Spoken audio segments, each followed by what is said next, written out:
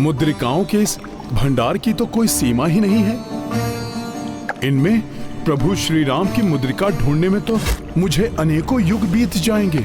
कहीं ये मेरी कोई परीक्षा तो नहीं? जो भी हो, जो मुद्रिका प्रभु ने मंगवाई है, मेरे लिए उसे ढूंढना अनिवार्य है।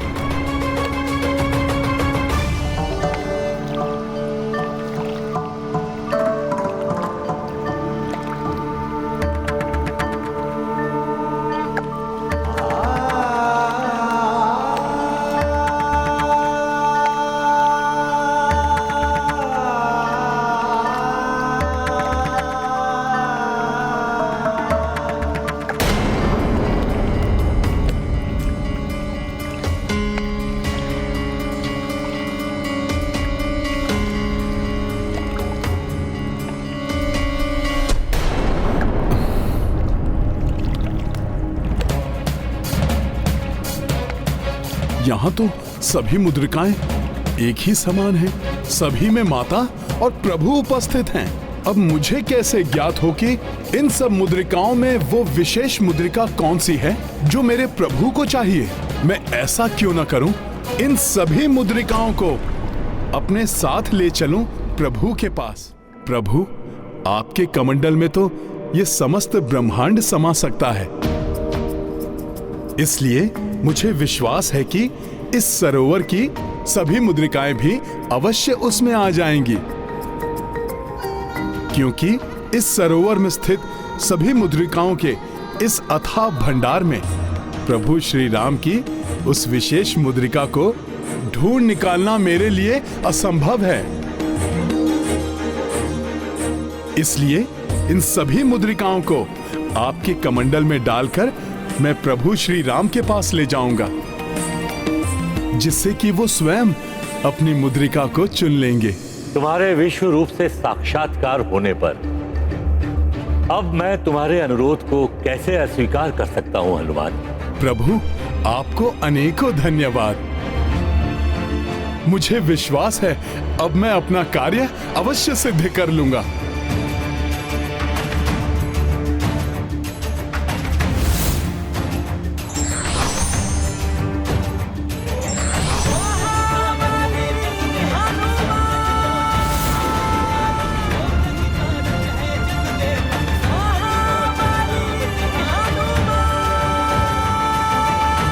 हनुमान को दिया आदेश के पीछे मात्र आपकी एक इच्छा है या अन्य कोई बड़ा कारण? लक्ष्मण, हनुमान यहां आते ही होंगे। उनके आने पर तुम स्वयं समझ जाओगे।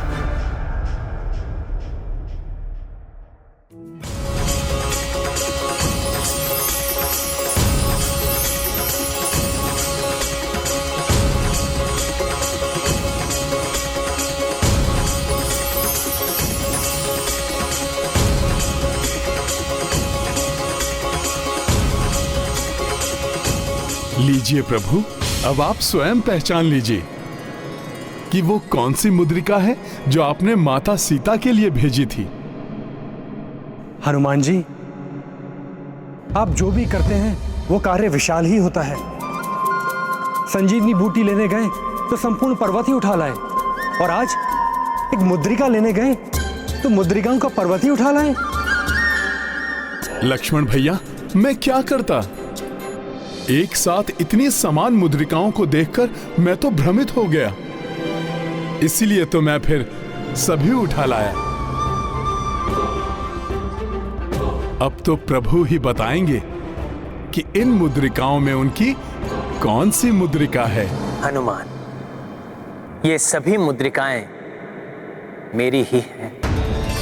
प्रभु, मैं समझा नहीं। तो क्या आपने अनगिनत मुद्राएं ब्रह्मदेव जी को प्रसाद स्वरूप दी थीं? हाँ हनुमान, किंतु एक साथ नहीं। प्रत्येक कल्प के प्रत्येक सतयुग में जब जब मैं राम रूप धर कर आया हूं, तब तब मैंने ये मुद्रिका ब्रह्मदेव को दी है। ये सभी मुद्रिकाएं वही हैं हनुमान, जो अनेक कल्पों और युगों से ब्रह्मदेव के पास एकत्रित हो रही हैं।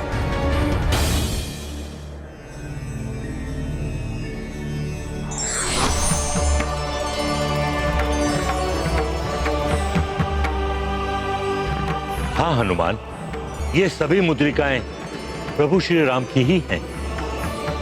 प्रत्येक कल्प के प्रत्येक सतयुग में प्रभु श्री राम और देवी सीता मनुष्य रूप में पृथ्वी पर अवतरित होते हैं। समय का चक्र इसी प्रकार गतिमान रहता है। पुत्र, ये ऐसा ही होता रहा है और आगे भी ऐसा ही होता रहेगा।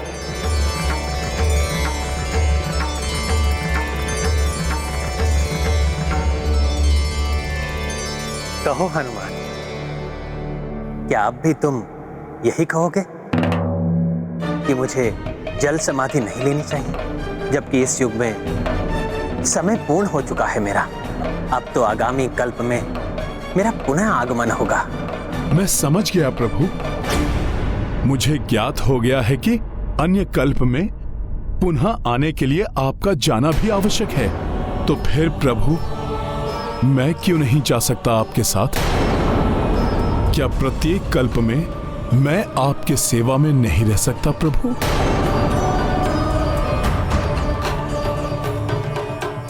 अवश्य रहते हो हनुमान। प्रत्येक कल्प के प्रत्येक सतयुग में तुम मेरे ही साथ रहते हो।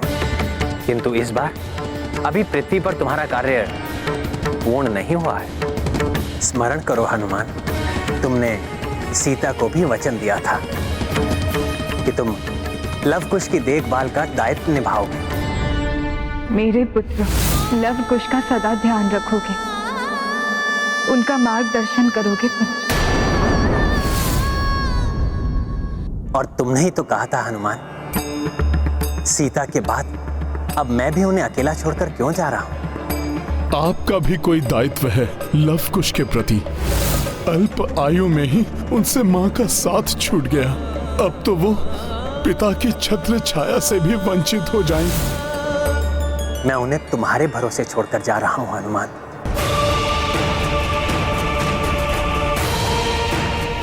किंतु ये तो तुम्हारे उस दायित्व का मात्र छोटा सा भाग है, क्योंकि हमारा कर्तव्य तुम्हारे और मेरे स्वार्थ से कहीं ऊंचा है, परिवार से भी बढ़कर है। हमारा कर्तव्य तो समस्त संसार के प्रति है हनुमान। मेरे आदर्शों के साथ राम नाम की महिमा को भी स्थापित रखना है तुमने। भक्त बनकर तुमने मेरी बहुत सेवा की है हनुमान। अब जगत की सेवा के लिए भक्त से भगवान बनना है तुम्हें। धर्म की रक्षा और जगत के कल्याण के लिए तुम्हें संसार में सदा स्थापित रहना है हनुमान। इसलिए मैं तुम्हें चिरंजीवी होने का वरदान देता। परंतु प्रभु, आप मुझे ऐसा वरदान ना दें जो मुझे आपसे ही विलग कर दे। प्रभु, मुझे तो बस आपकी सेवा करने की ही इच्छा है। आप मुझ पर इतनी ही कृपा करें कि आप जहां भी रहें, आपके सेवक और भक्त के रूप में मुझे आपका सानिध्य प्राप्त हो प्रभु। मेरी भक्ति का अधिकार तो तुमसे कोई नहीं छीन सकता हनुमान। ना मैं, ना ये काल, किंतु ये भी नियत है जिसको कदापि परिवर्तित नहीं किया जा सकता हनुमान।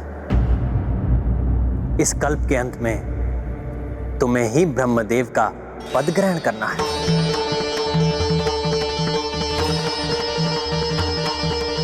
प्रभु, मैं सृष्टिकर्ता ब्रह्मदेव जी के स्थान पर स्थित होऊंगा? प्रभु, मैं तो मात्र एक वानर हूं। अपनी वानर बुद्धि से